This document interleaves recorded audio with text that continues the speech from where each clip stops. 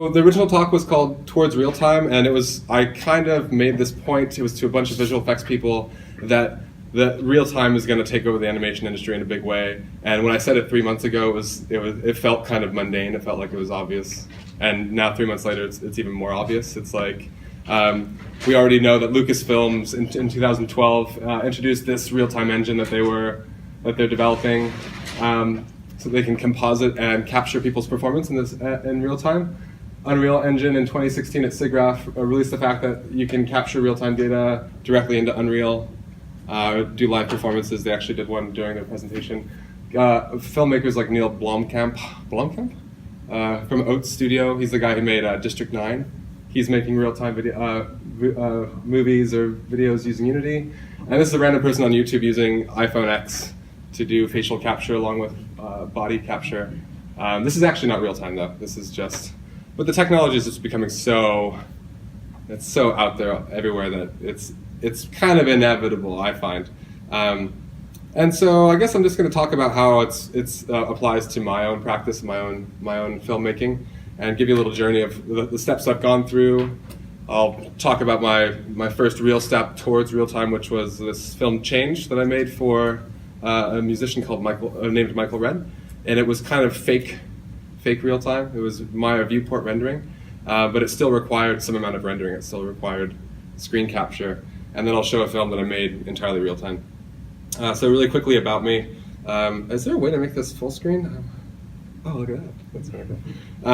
So I work at Emily Carr University, actually, which is just over there. I'm a technician, and as a technician, that means I basically help students with their projects, and I help them come up with creative solutions for all the various things that they run into on a day-to-day basis. I also manage all the computers and push out updates to 120 computers. So you guys all heard about Meltdown and Spectre? Like, we spent a week there just pushing out Windows updates. You'd think it'd be really easy to push out a Windows update. It's not. You actually, whatever, I won't go to that. I ran into it. Never mind, I guess I won't do that. There's 3 parts of my day. The first part is working at Emily Carr. The second part is working at a studio space called Z Space downtown that I run with Dean. Where it's kind of like an underground vibe, visual effects and motion studio space. We actually have 2 desks available right now, so if anyone's looking for studio space, we hold events, we have projectors and all kind of stuff. And in that space, I mostly do freelance work, and my biggest client is an artist named Stan Douglas. Has anyone heard of Stan Douglas? Have you raised your hand? Darren? He's a contemporary photographer, and what he likes to do is reconstruct historical events in excruciating detail, and then print them on large pieces of metal and sell them as art. So I assist him in the process, and these are super high resolution renders. So they're actually they're 36K wide. They're 10 feet wide by 300 dpi. So what we do is we actually split them up into 4K panels, and then render out 45 of them, and then stitch them all together. And the files are like 250 gigs or something, and they're all 32-bit EXRs. And yeah, the effect is actually quite amazing when you see these on the wall, because you see them really large, and then you walk up to them, and they have an amazing, listen to me, an amazing amount of detail. They have a lot of detail. And so all this is modeled and textured from hand, or by hand. And looking back at it now, I think it could be a bit more convincing, but there's still, I mean, we're kind of imagining ourselves as the people we're putting the chairs just so, and thinking that they might have to chop wood because they have, wood burning stove. It's this kind of, these massive kind of intellectual kind of thought experiments that go into these prints.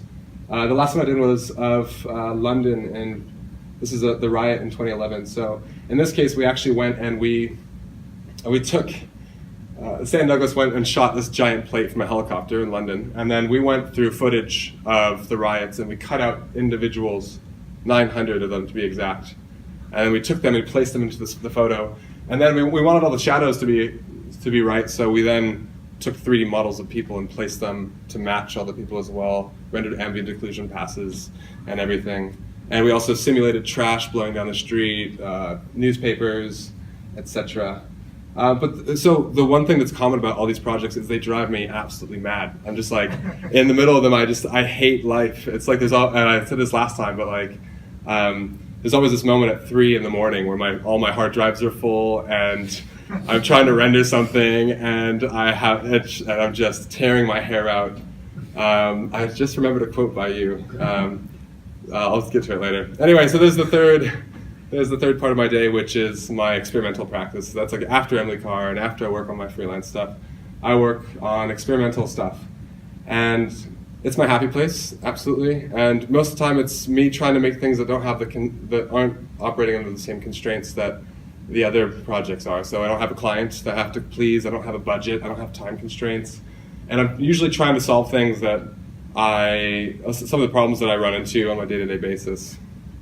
And so I guess that what I want to kind of impress, or what I want to communicate with this is that I'm kind of two things. I'm a technician and I'm someone who tries to use technology in a way that's, I don't want to be like say art, but in a way that's unusual and that's expressive, and it's part of two worlds. And that's something that I don't think I'm unique in that way, but it's something that I think there's real value to. And actually, this artist, I don't know if you guys know Alan Warburton. Did anyone see that video that went around the internet recently called "The End of the Uncanny Valley"? Talking about, it's really interesting. This is part of one of his little talk. It's 25 minutes long, but you should definitely watch it. But basically, in this video, he talks about how people are understanding that CGI technology is really useful to their art practices, but there's usually a kind of a hierarchy. It's like, you have like a director, and the director is talking to the supervisor, and the supervisor is talking to the modeler, or there's a chain of command, and through which that kind of telephone call, that game of telephone, information is lost. And so he talks about how interesting it is when there are people who use technology and know the technology and also make things with the technology. And I think that's where I am. I don't think I'm definitely not on that level, but. So let's get back to this idea of like me being frustrated with EXRs and files and stuff, because I think that's where it kind of came from. This came to a real point in 2014 when I was invited to VJ for a New Forms Festival, which is an electronic festival that takes place here in Vancouver. And it was my first time VJing ever, and they gave me Saturday night. It was the main stage. It was 6 hours of VJing, and I was like, no one person can make 6 hours of interesting animation in any amount of time. I think it would actually take 15 years or something. So, and I think about it, and I've been to clubs before that have VJs there, and it's like sometimes it's a cube that's rotating, and it's like it's scaling, and then you see the loop, and at that point your buzz is gone, and you're like, I need to get the fuck out of here. Anyway, I didn't want to do that. I wanted to make things that were really interesting and that people could watch for a long time. So I started trying to figure out different ways that I could kind of get around all these constraints, how I could make 6 hours worth of footage that would be really interesting. So what I started doing is I started making simulations in Maya and then just letting them run all night and screen capping them as they run. And so I'd set up a render or set up a simulation, and then I'd wake up and I'd have 10,000 frames, and maybe something interesting would happen for 4,000 of those frames. But I did this over and over and over in different ways, and I ended up with like 200 gigabytes of MOV sequences, and then my intention was to switch through those and kind of combine them along with the music. So I've learned about a program called Resolume Avenue. Anyone here know Resolume Avenue? Raise your hand. Of course you do. Of course you do. Of course you do. Yeah, okay. Resolume Avenue is like After Effects, but it's in real time. So it's like you have all the same controls. You can adjust the speed of different layers. You can adjust the opacity of different layers. You can apply effects. You can do brightness, contrast. So the first thing I did was like, of course, brightness. Like when the beat hits, you turn up the brightness. That's really boring. But, and it's all mapped to a MIDI controller, like such. So. Yeah, and so I thought it was really interesting because you take these two videos and you overlay them on top of each other. You have one that's add underneath and one that's multiply on top, and then you add a bit of motion blur, and out of those two things, you actually end up with a new image. It's kind of a combination of two, but so you end up making things that kind of only occur once because and that's what I wanted to do. I wanted to create stuff that that you see it and you didn't feel like you were seeing one part of a clip, but you felt like something new was happening in front of you. This is what the interface looks like. You can see the different layers and more examples of just what that looks like when you combine different clips. I look at this now and I'm like, oh, that's so novice. But I don't know, I still find it pretty appealing. The quote that I remembered from Tim was, I think it was about a year ago, I should get this tattooed on my body somewhere. He said, pre-rendered footage is so 2016, I think. Is that it? Something like that. And he said that and it hurt me. And it hurt me badly, and I knew that I had to change something. I had to change my ways. Okay, so so I did that for about a year, and I did all this kind of pre-rendered stuff and mixing it stuff for a year, and started doing VJing underground. I keep saying underground. Underground clubs and stuff, and it's not a way to make a living, by the way, at all. It's like maybe you get $200 or $300, and you show up to a club having prepared for 10 hours, and then you mix, and no one cares about you, and you get a drink spilled on your computer, and then you leave. I'm kind of painting a dark picture of it. There are definitely satisfying moments within that, but anyway, I did that a little bit, and it's definitely a lot of work. But there was actually another opportunity kind of came up. I was approached by a label called Babel Pressed, and they wanted me to make a video for a piece of music by Michael Red called Change. And let me see if I have it next. Okay, oops, well, I've just completely derailed myself. But when I first heard this piece of music, I was it threw me for a loop, because it's unlike any piece of music I've ever heard in my life. And I think you'll hear that in a second. Usually music kind of follows a predictable arc, and it follows a bit like Freytang's triangle. Do you guys know what Freytang's triangle is? It's this. It's like the basis of all narrative. You have the rising action, and then you have the climax, and then there's the falling action. And music usually follows that pretty well, and so making a music video for that's pretty good. But this piece of music was like 7.5 sprawling minutes of very difficult to discern narrative, and I found it really challenging, and I found it really intriguing, and so I decided to spend the next 2 years of my life making a music video for it. But it ended up being kind of a repository, a place where I put all the ideas that I was thinking about at that particular moment.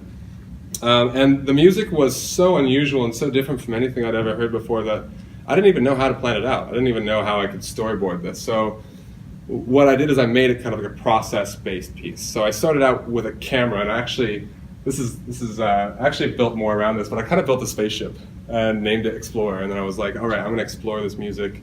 I'm just going to start the camera, and then I'm going to fly it off into the void of space, and then I'll see what comes out of it. And that was my kind of approach. So I think this next slide should be the video. I'm not going to show all 7.5 minutes because I don't think we have time. I'm going to talk over part of it, which I think is probably bad, like some people say would be a bad thing, but that's okay. So this is just the first part of it.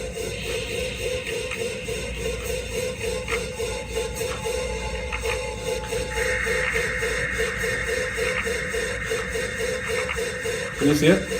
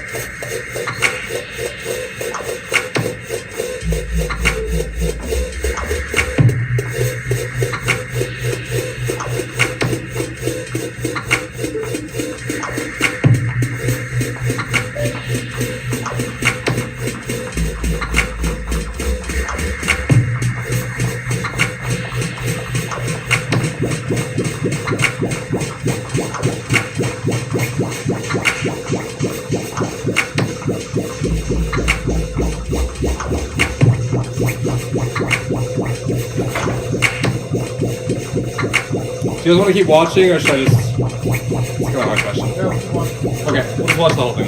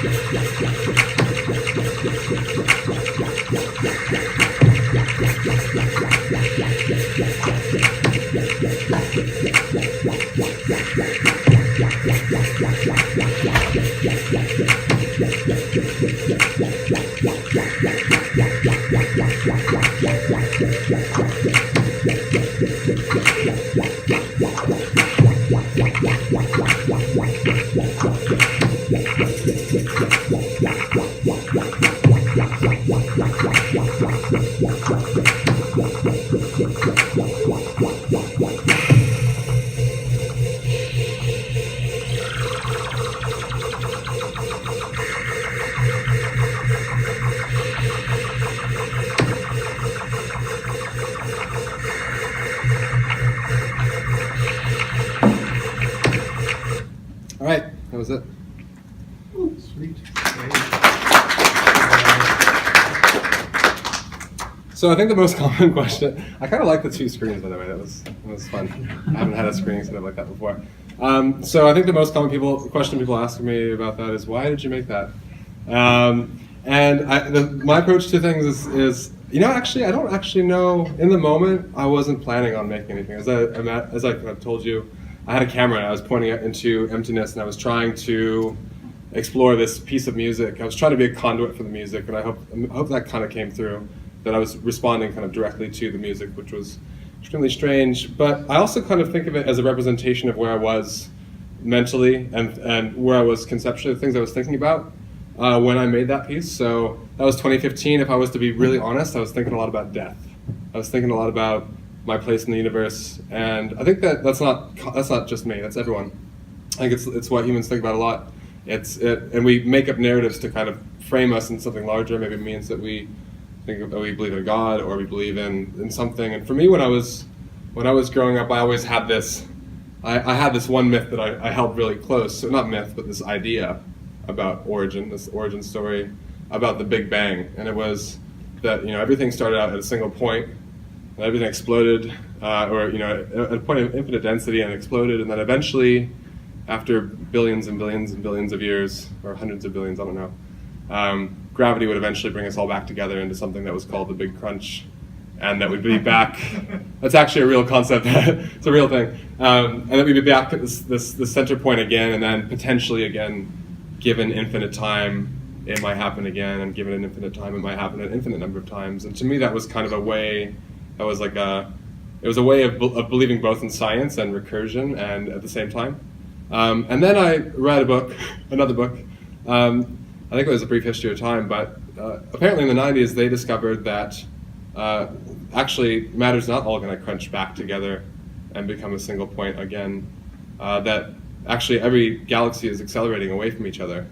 The existence of, and I could be wrong, if anyone knows this better than I am, I'm not an astrophysicist or whatever. If anyone knows, well, essentially dark matter is exerting energy, exerting some sort of force on everything. And instead of there being a big crunch where we all get brought back together, all matter will be distributed throughout the universe until it is basically a density of 0. Everything's just gonna go farther and farther away from each other. And I thought that was really sad. Listen, it is sad. And when I first heard that, it was like my dreams were crushed or whatever. And I thought all the meaning that we have, everything that we've created so far, would just be farther and farther apart. And then, nope, let's not watch that again, please. And then, let me just turn off the sound. Do you know how to turn off the sound? I can't do it on the computer. It's on this guy in the back. There's a mute button. Yeah. You see it? Okay. So let's see. Oh yeah, and thinking about the universe like that, the Big Bang and the Big Crunch, it requires you think about time on a different scale. So that was the first thing I wanted to work with this piece of music, which I wanted to think about space and time on massively different scales. So I wanted to think about traveling across the universe and going from a very large place to a very small place. I also wanted to think about different scales of time. Things happen in an instant here and now, but there are billions and billions of years between real celestial events. So I was thinking about that quite a bit. I was also thinking about the nature of reality being kind of change as being the constant. So usually in CGI we're representing things with vertices and textures and everything is very static. But I wanted to find a different way of making images that would kind of express the infinitely changing nature of reality if we could see it for actually what it was. And so that kind of informed my aesthetic choice. But to go back to this idea of the big cool and meaning being lost in everything. This one crazy idea I found online kind of saved me from my existential vertigo that I had at that point, and that was the theory of panspermia. Does anyone know the panspermia theory? It's really kind of silly, and a lot of people don't believe it. I don't even know if I believe it, but the idea is that instead of a life originating from a lightning bolt hitting the primordial soup and life spontaneously coming about, the idea is that life might have actually come from somewhere else in the universe. And it actually kind of makes sense if you think about it. It's like, oh, did something bubble and then all of a sudden life appear, or did did something travel from a different part of space? And I thought that was really interesting. And I still don't know if I believe it, but what I thought was really interesting about that was it changes the way that you look out into space. When you look at stars and you believe in panspermia, it's like we're not this like freak accident on a rock that's floating through space. Instead, we're like part of some much larger narrative. We're just one branch in a kind of evolutionary tree that might span all sorts of space and time. And maybe that sounds crazy. But the really interesting thing to me about that was that, and this is why I chose this image to represent change, is that I felt that if there was life here and there was life on different planets and different universes, it actually might kind of structurally and formally resemble that's on Earth. Because if you look at a shell is actually just a trace of a process. It's just something that's excreting something, and over time it accumulates. And the laws of physics would be the same in different parts of the universe as well. And so you might travel across all of space and all of time and get to a different galaxy across and find a little planet that has life on it. And on that shore you might find a shell that looks like similar, but essentially the same as a shell here on Earth. So that's the idea for the film, and that's the reason I made it. And I think that's what I was trying to get out when I first undertook that project. Does that make sense? Does that kind of... Okay, I've never actually explained that before, so it's... I feel like a crazy person right now. That's okay. I am a crazy person. Anyway, so now I'm going to talk about the actual process and get away from the ideas and everything. So I knew I had a bunch of goals before I made this film. I wanted to make something where I could react to something in real time, where I could make changes and not have to wait for the render to come out and not have to wait for 5 hours for all the final gathering and everything like that. I know I wanted to make something 4K finally because that felt futuristic, and also because when you have a 4K image, you actually relate to things on a different scale. It's like when you view this image on a 4K screen, your eyes get lost in the crevices and all the details that are all around everywhere. If you watch it on your phone, it still works to a bit, but it works a little bit. But then there's H.264 compression all over it and everything. So yeah, and I also wanted to, as I said before, make something that felt spontaneous, that reflected the change being the constant of the universe. And also I just wanted to use CGI like paint. And I think that's something that's unique to this point in time. We couldn't do that 15 years ago. You couldn't go into ZBrush and just blob on a whole bunch of polygons because computers weren't fast enough. But now, and you kind of see this in CGI aesthetic, I think now, you see people who are using CGI in ways that we couldn't before. They're just duplicating thousands of things and they're getting interesting effects. And so I wanted to do something like that as well. Let's see, I forgot what I was going to say about this, but essentially the materials are all real-time materials. They are really mostly made up of overlapping noise patterns with normal maps and reflections. A lot of real-time reflections using environment spheres. I look at this and I made it in such an intuitive kind of headspace, I don't even remember how I made that shader.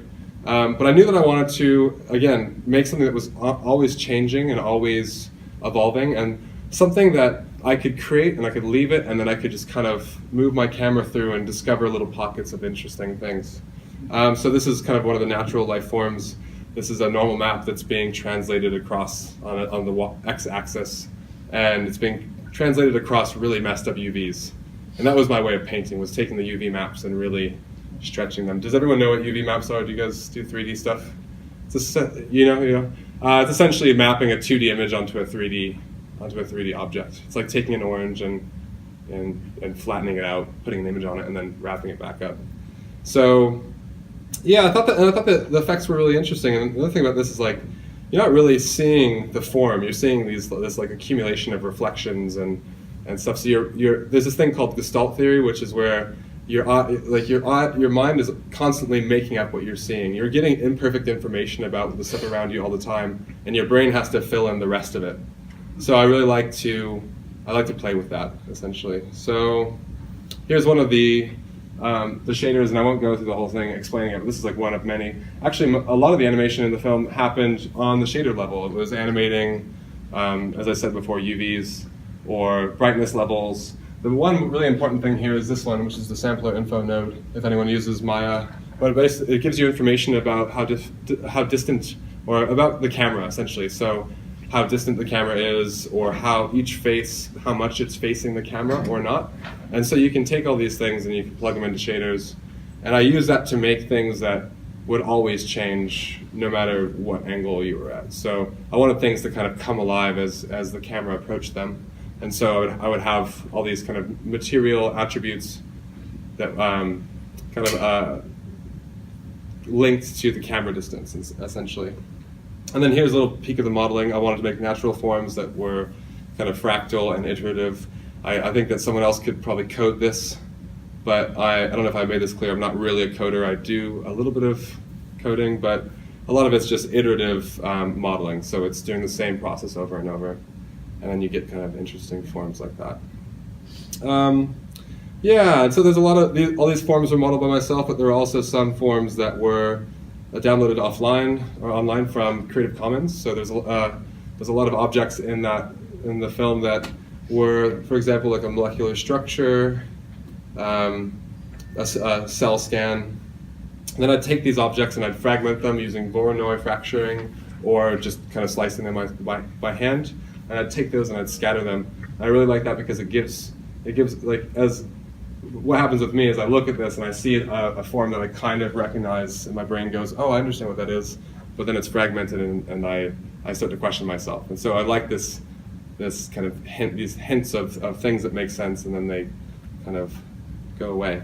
And then finally, these are the most alive things in the film, and these are made using particle emission. So it's basically particles being emitted, and those particles are emitting particles that are staying still. And so they kind of mimic the way that they mimic natural processes a little bit, but they were animated using turbulence. And the last thing I wanted to mention is just the camera movement, which I hope that it felt like the camera was a bit of a character, like it was finding things, it was seeing things, it was looking at them. I really like to kind of try to break cinematic convention. I'm not really into like wide shot, medium shot, close-up shot, whatever. I wanted the camera to kind of act on its own and with a language that was unfamiliar to the viewer. By the way, how am I doing for time? Are you keeping Fine. Fine? Okay. Whew.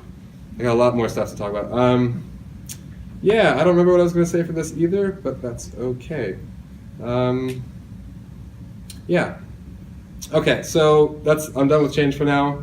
Now this is like stepping into actual real time. So I was thinking of ways that I could just get rid of the whole EXR sequences and MOVs and all that stuff. I wanted to step into actual real time. So my first thing was using Unreal. This was me kind of imagining how I could use Unreal Engine for a VJ set.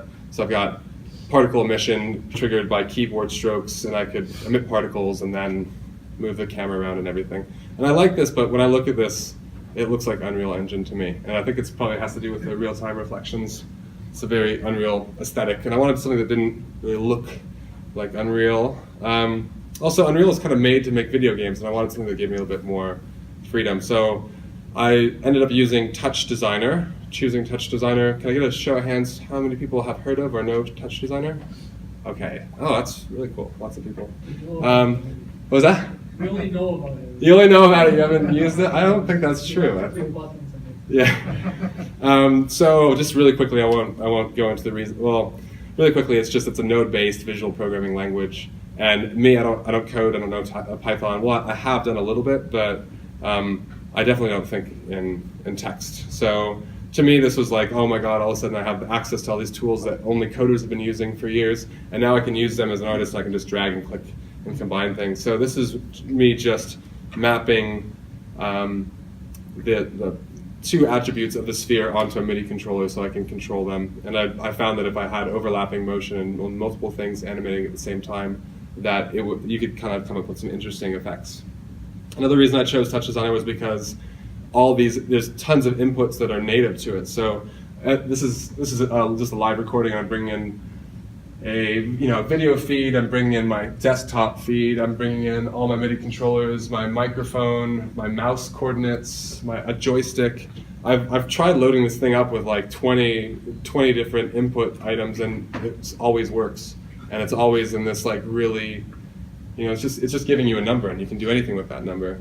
So I thought that was really cool. So here's an example of how you can also organize the nodes visually so that they make more sense to you. So instead of it being like code where I don't know where I've left off and everything, it's like I can kind of look at this and get an idea of what everything's doing. This is actually, these are my MIDI controllers. So this is what do you remember the picture of the MIDI controller that I had earlier that had the orange tape? This is it right here. And I even gave it colors to kind of match the tape that was on the MIDI controller so I could always go back and find it. One more thing I liked about Touch Designer is that you can use OSC signal. And so there's a program called Touch OSC that lets you make interfaces on your iPad or phone. And then you can send that over Wi-Fi, and then it just ends up being another number that you can read in Touch Designer. So I was going to show that, but I think I'll skip that. So here's my first experiment making a VR this is my first VR experiment with Touch Designer. So this is all made with nodes. Basically what I did is I reproduced my desktop in 3D. So you can see my desktop is there. Then I had it on my joystick. I had a little way of moving the screen away from me because it was actually quite large. So I move it away, and then I have a live feed of myself.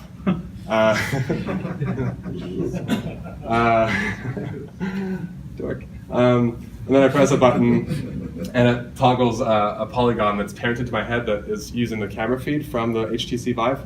And so this is really useful because you're always running into shit. I've actually, we've written 2 keyboards. And that was just a little interaction thing. This is an installation that Dean had an idea for. It's essentially just a bunch of geometry that's instanced over a whole bunch of points, and they're all orienting towards the Vive controller. And yeah, I mean, it's really just an experiment. I don't actually know how that would be useful. I can't imagine there being a VR installation. There's all the infrastructure requiring people to come in. You only get 5 minutes, clean off the lens, all this kind of stuff. But it's still fun. So yeah, that was like kind of just seeing what the possibilities were there. And then here's an example of how I took that VJ set that I spoke about earlier, which was all these different clips that I would mix. This is what I did to replace it so that everything was being generated in real time.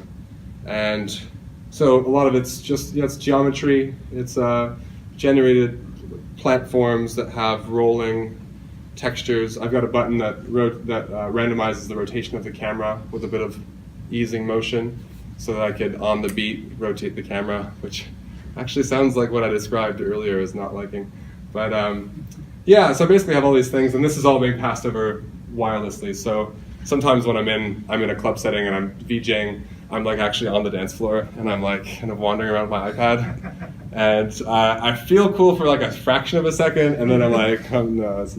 And actually, usually people come up and they're like, what's going on? And then I show them, and then they walk away. Anyway, yeah, so there's that. Here's another little experiment. I wish the audio was on now, but basically, can you turn it on? Yeah. Sweet. It's, This was me kind of thinking about how, too loud. Okay, I was thinking about procedural motion and how you think about character motion differently in a procedural setting versus an animation setting. So like in an animation setting, you have a character animator that creates all these points on a graph editor. Instead, I wanted just them to just be birds. So in this case, there's a noise that's being passed through, and every time it hits a certain threshold, it will trigger them to generate a random rotation number, and that will rotate their head a certain amount. The other thing I think is really cool about this is that it's generating sound along with the movement, and so the two would kind of be linked together in a way that they wouldn't be linked together if you had a sound designer that was interpreting an animation piece. This was actually inspired by a paper that I saw. It was a really interesting thing where they had an object, and the object was made of aluminum in this simulation, and they were generating the sound waves based on a physical simulation of how aluminum would behave. So in this case, they had a tuning fork, and they dropped it, and the exact way that tuning fork fell is the sound that was generated. I think I did a poor job of explaining that, but you get the idea. I think it's a really interesting idea. So yeah, you can see this is the node graph. This is the noise being generated, it hitting certain thresholds, and then that rotation being applied to the geometry, essentially. Okay, so I thought, what if you could take this idea a bit farther, and what would be the next step? And so I made this character. It's just a character that operates under the same principles. You have a noise. Once it hits a certain threshold, it generates a random rotation, which is applied to, in this case, stand-in geometry for the face. And I love this idea because I thought, like, instead of actually having keyframes and having a character artist animate something, you could instead have kind of controls for mental states or for for neurochemicals even. You could have an anxiety slider, and you could have a character and you'd slowly turn up the anxiety, and you'd see their face change. And I thought that'd be and you could kind of live perform a character animation. So this is just showing the node graph. And you can see I'm organizing all the geometry in a way that resembles the face, so that it's understandable to me. And actually I do have a plan for this, since I'm going to update all the geometry and make it actually aesthetically pleasing. But I also plan to essentially use this character as use it in a VR environment and parent it to the head of my HTC Vive, and then also give myself hands so that I can actually become the character and act out scenes. Which is actually not, there are a lot of people that have this idea right now. There's something called Mind, does anyone know that VR acting program? Okay, I don't know. Yeah, but essentially becoming the character and being able to perform instead of actually doing the keyframes and everything. And yeah, of course, because there's VR and Touch Designer, I could just drop myself into the scene with this guy. And it's actually quite creepy when you're in the room with this guy and he's looking around and everything. Okay, what else? Okay, so this is the next. This is the last film I made, and this was actually made completely in real time. So I spent about 3 weeks. It was a very short turnaround, but I essentially wanted to perform a music video, and I wanted to be able to set everything up and then just hit record once while listening to the music and act something out, and then at the end just hit record and have it be done. So at the end it was one take, and the whole thing took 3 weeks to set up, but it was only a 5-minute performance. And is the audio still on? Yeah. I think so. Okay, so here's a clip from that. And all the horizontal lines are all being generated from the waveform of the music, by the way.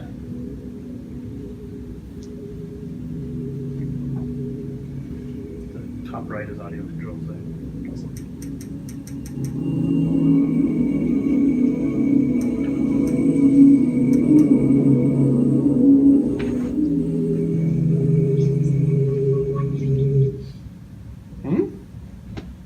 What? That can't be all.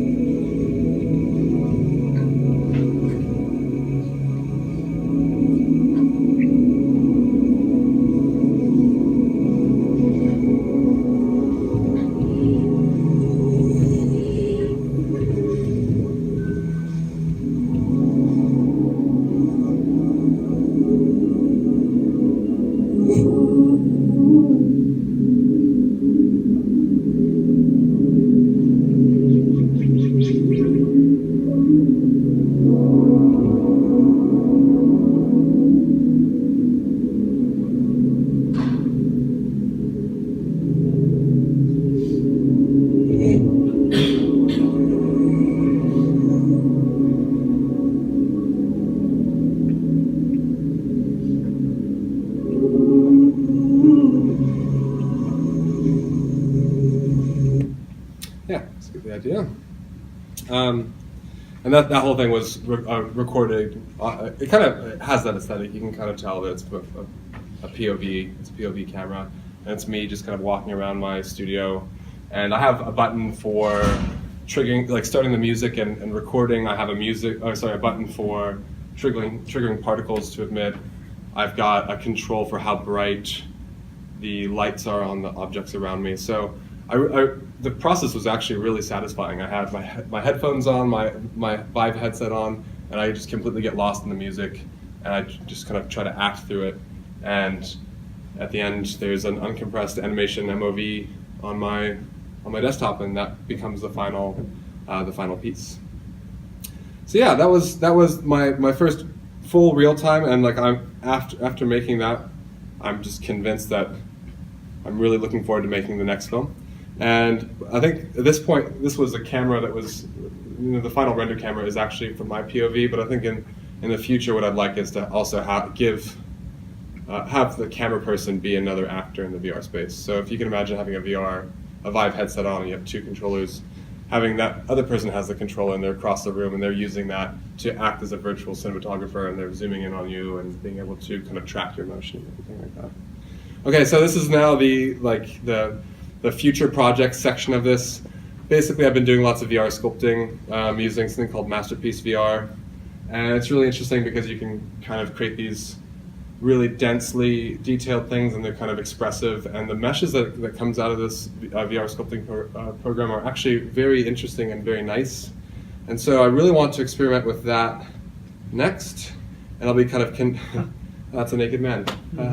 And I'll be kind of experimenting with using these kind of gestural 3D forms in combination with the procedural animation to make something that hopefully is really unusual and feels like it has a life of its own.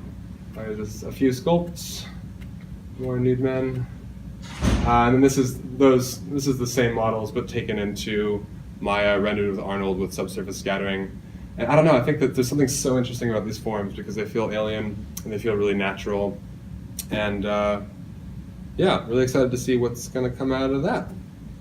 Yeah, so that's what I hope that my project folders will look like in the future. No EXRs, no sequences, no MOVs, just a single file. It's 34 KB and you click on it and then the thing opens up and then it runs forever. And yeah, thank you.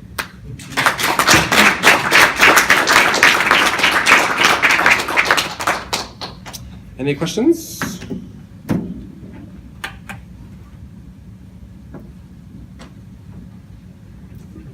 All right. Oh, hey. So, the real-time one that you just showed us. Yeah. What was that called? It was for an artist. It's actually the same guy, Michael Red. So he did the music, and then you did the. Exactly. It's his ambient project. Yeah, he gave me the music, and then I worked directly from it. So like you spent the 3 weeks preparing. Mm-hmm. Was that all just like how much of that time did you spend like practicing and playing in the space? None of it. So you built it all up and then kind of did the first exploration you captured? Right, actually, yeah, that's right. So it was not a lot. I mean, I would test things out, of course. Like I have the line that's being drawn from my controller, and I would test that out. But the final performance, I kind of knew. I knew that I wanted like a kind of a cave scene. I knew all this kind of stuff, but I didn't. I would say that the last week, the narrative started to develop in my head, but the performances were really captured in the last 24 hours. And in fact, what was interesting about what I just showed you is that I ended up. You think you're saving time because it's just you're recording a performance, but I ended up taking 10 takes of it and choosing my favorite one. And each one I would like for different reasons. It's like, oh, the energy at this particular point would be really on, but the next part would be kind of boring or whatever. And I ended up, after doing 10 takes, I ended up using the second one, actually, not the first, but the second one. And even though it was, I had some CPU issue and the frame rate was lower and all these different things, there was something that was really essential about that single performance, and I ended up choosing that. Yeah. Sorry, just a little follow-up to that one. Yeah. In that space, like how much of that is like real-time generated versus like how much did you model it? So it's absolutely possible to generate meshes in real time, and there's lots of people who are doing it. In this particular case, I used a lot of the kind of iterative modeling techniques that I was mentioning before, where you extrude, maybe extrude, then you tessellate, extrude, tessellate, whatever. In this case, it was a combination of that. The cave forms were made in that way. And then it was also a combination of more Creative Commons models that were imported. And so, yeah, I kind of made a combination of those two. The line, of course, was made in real time. The lighting effects were made in real time. The camera moves, the particles were all emitted in real time. But yeah, I think that having meshes generated in real time would be really interesting. But it's also pretty CPU intensive. Right. Yeah.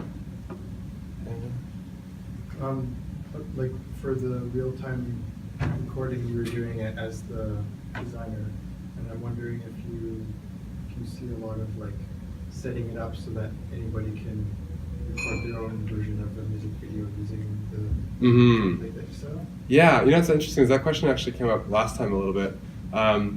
I see VR as not being ideal for that because it requires like a really fancy computer, and it requires, you know, it's like $3,500 just to even get started with it. Though it's obviously going to get cheaper and cheaper and cheaper and that kind of stuff. But my answer last time was there are already people who are thinking about the way that people can make their own music videos for music. There's this app called, I've forgotten already. I'll have to tell you afterwards. But it's essentially it's an MMO space for music performances, and so it's kind of like a 24-hour Burning Man type thing, and it's really just like that. It's because they have musicians come into this online VR space and do a performance, and then people can attend that virtual performance. So they have Skrillex, and Skrillex is doing a VR set, and everyone's showing up to that specific location in the online world, and they're experiencing the music live. And the reason I mention it's like Burning Man is because there's also this weird drug system in it, where it's like you acquire points, you can buy these like VR drugs. You're not allowed to take the VR drugs yourself. You can only give them to other people.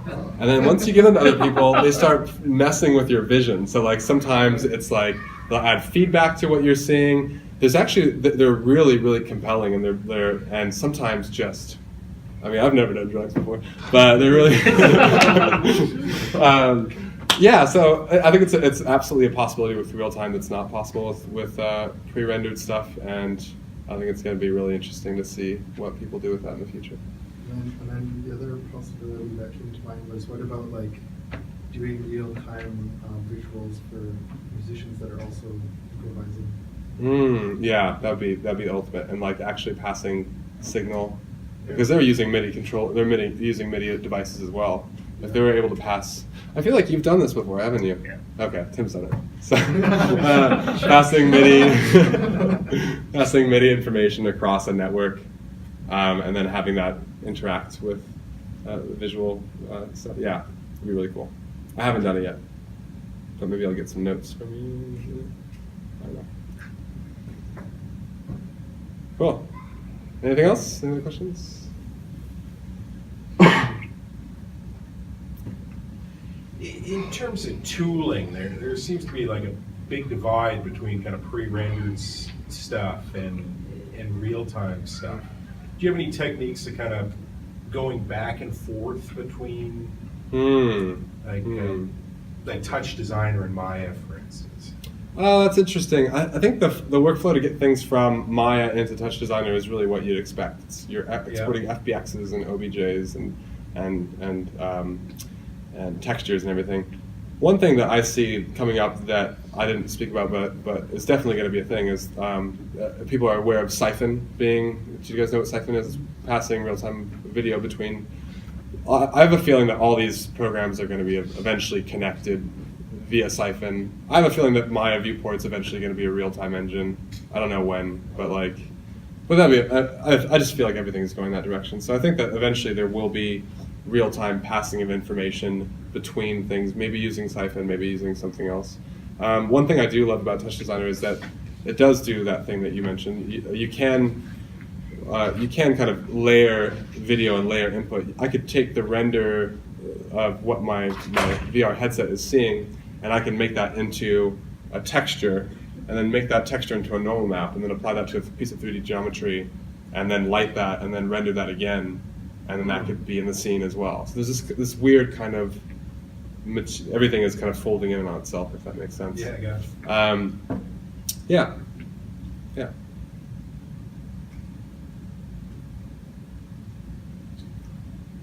Where do you see real time going in the next like 2 years? What do I see real time, like in general? In terms of as a filmmaking tool. Oh man, there's a lot of people out making. I don't know. I'm definitely I'm not a futurist. I see a little bit of. I think I have some predictions that will come. I can't think of any off the top of my head, One person that, if you guys are interested in kind of VR or real-time filmmaking stuff, there's a guy named Kyle Natali who does real-time filmmaking in Unity, and it's becoming more and more common, just like Neil Blomkamp. But I think he would have a really, really interesting answer to that question. Well, here's one thing: is as you may know, Octane is being integrated into Unity, so we're gonna have, or we do already have, real-time ambient occlusion and final gather light bouncing calculations being done on the GPU. So that's going to be interesting. Touch Designer doesn't have anything like that, but that is in Unity right now. But I can't think of any other predictions off the top of my head. Maybe I'll think about it for a couple minutes and then talk to you. Do you have any thoughts on high dynamic range as a new format for display? I've seen a couple of phones coming out with HDR capabilities. I'm not sure. I don't have an opinion on that necessarily. I don't know. I don't think I've even seen a 10-bit display. Have you? Yeah, so I actually bought a Sony X900E, like a 55-inch TV, and it is HDR compatible. Yeah. And I don't know if you guys have heard of the new the Netflix movie that came out with Will Smith. What was that called? Yeah. It's like the weird blue guy that's a cop. It's weirdly, actually, I didn't mind it. Like, for what it was, I thought it was kind of interesting. Yeah. It's like Lord of the Rings meets Training Day. It's very odd. But plot aside, it's high dynamic range, and most of it takes place over one night. And so you're actually seeing these two cops driving like in a dark alleyway, but then you see like street lamps behind them, and everything has this really realistic bloom. Like the brightness is insanely realistic, like how our eyes adapt to different exposures. Yeah. And so my feeling is that rather than continually thinking about resolution, like 4K, 8K, like that's going to probably happen. But what's exciting is seeing more real brightness values map. That's really interesting. Displays, right? Yeah. So that could be potential. Yeah, it's interesting. There is a kind of obsession with resolution, higher and higher resolution. But yeah, that's another dimension to it. But like, It's have you interesting. ever I'll have to see been that. to a planetarium and you notice like it's still quite dim? Like you see the stars in the planetarium. They're Is it still like the bright. Space Center, the H.R. McMillan Space Center? Yeah. Yeah. Not HDR. Give it the times. Give it the times. Like 8-bit is so 2017. I think it's 10-bit now. Cool. Excellent. Thank you, All right, everyone. thanks so much. Thanks, Jonny.